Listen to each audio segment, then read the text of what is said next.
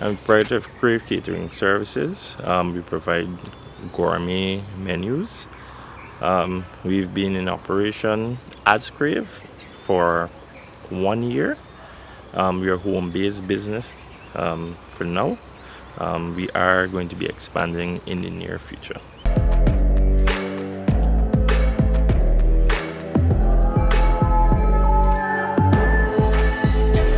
What are the various items that the business provides? First and foremost, we provide gourmet style meals.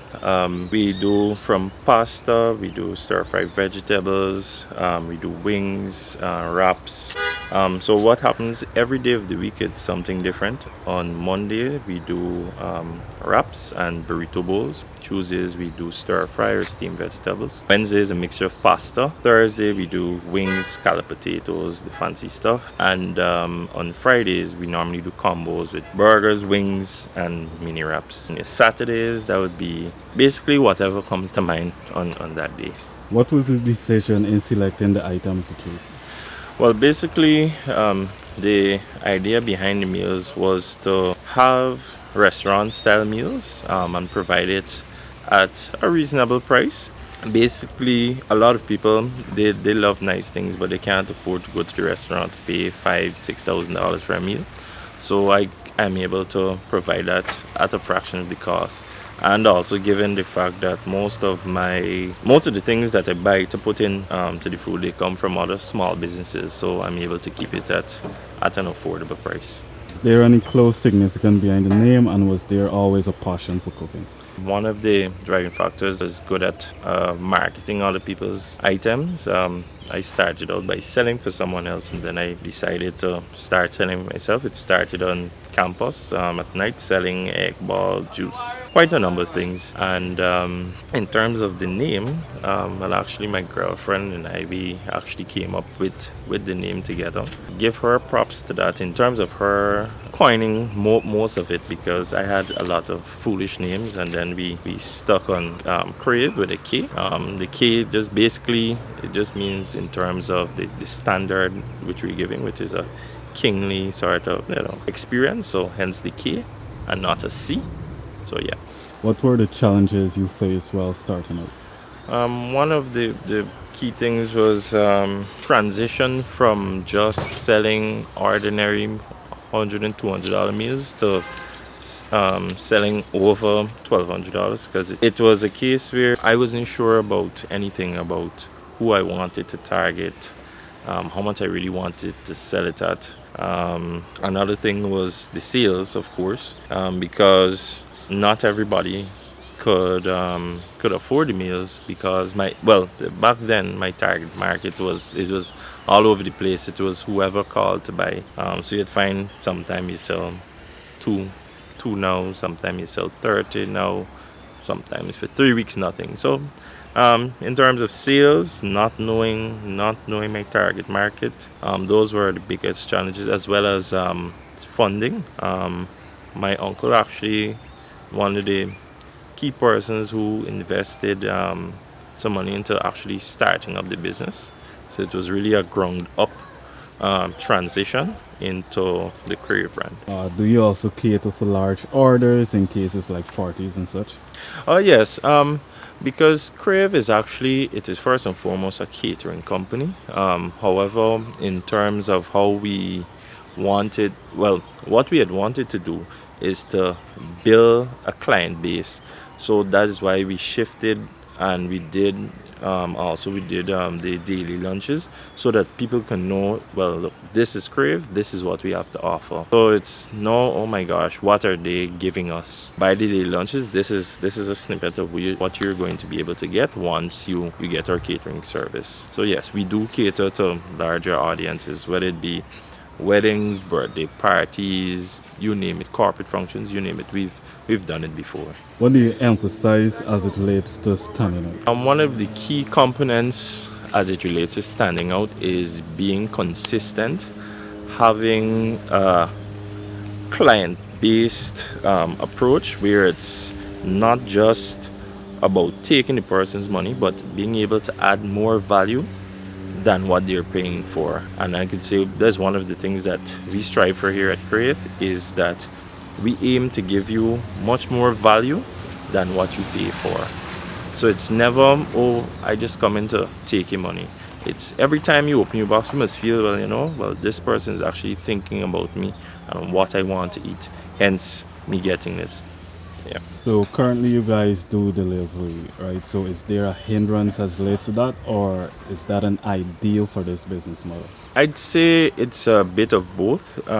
It's ideal because of where Guyana has been going. In recent time, you've got a lot more persons in the office space not being able to go out. They want to maximize the amount of time that they're in their work rather than going out. So hence, our service delivering to your doorstep is key.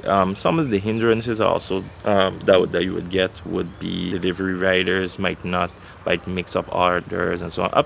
A few human errors, but nothing that we haven't been able to fix, because we've been constantly fixing, utilizing more than one delivery services, so that in case something happens, we can use another delivery service. We have backup meals just in case based on the time, because time also is important in terms of persons getting their meals. So what about providing orders, say, outside of the region?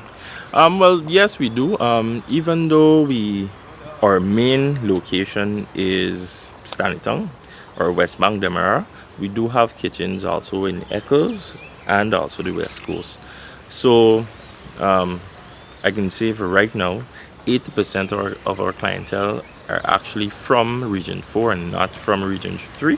And especially given Wednesdays and Thursdays, especially the Region 4, we get a lot of orders from there.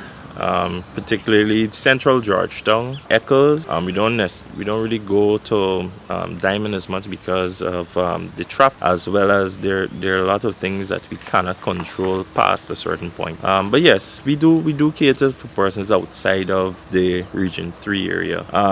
Going to Region 10 and so on. I mean, if you've got your transportation or you get somebody that can pick it up for us, well, yeah, we can make that happen.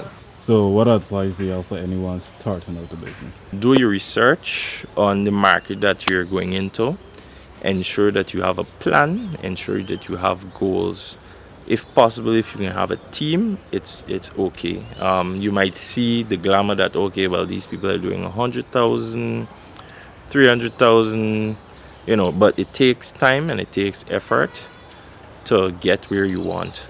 Also, I saw something the other day where it said that, if you really want to be a businessman, are you willing to make, well, in my case, I'll say make $30,000 one day or $40,000 one day, and then for the next 3 months, you're just making one order of 1,200 or 4 orders for that entire month. If you're not willing to go through the ups and downs of your business, well, then I'd say being a business person is not for you.